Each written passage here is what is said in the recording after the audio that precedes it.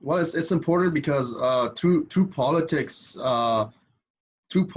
we determine what are the rules going to be. You know, because there's to live in a society or a country or a city, there we agree to be governed by a set of rules.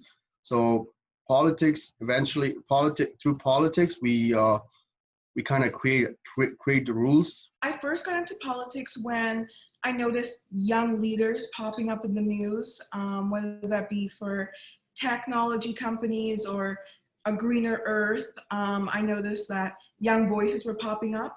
And eventually I was like, I wanted to be a young leader as well. I first got into politics when I was interested as a youth. I always liked the lawn signs and all of the competitiveness of that. We had a family friend, Bob Larder was his name, and he ran. So I just got excited, and I got excited from the results.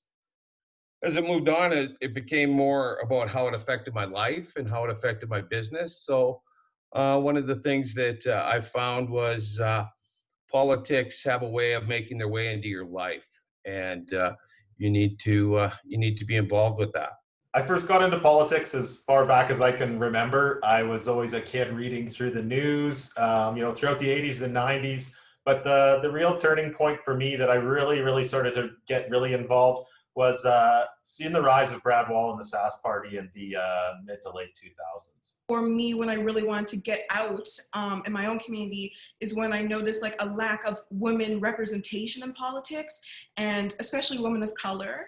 And I really wanted to be kind of like the first, or like a young person, and especially a woman of color, to get out into politics and kind of give that representation to people who are lacking representation in politics at the moment. I kind of view football and politics the same. There's always that star leader, the person that's always on camera, but there's a whole lot of other things going on behind, and I was always the one more fascinated by that. In school, you don't really learn a lot about politics. Maybe older politics, but it's never really a subject brought up.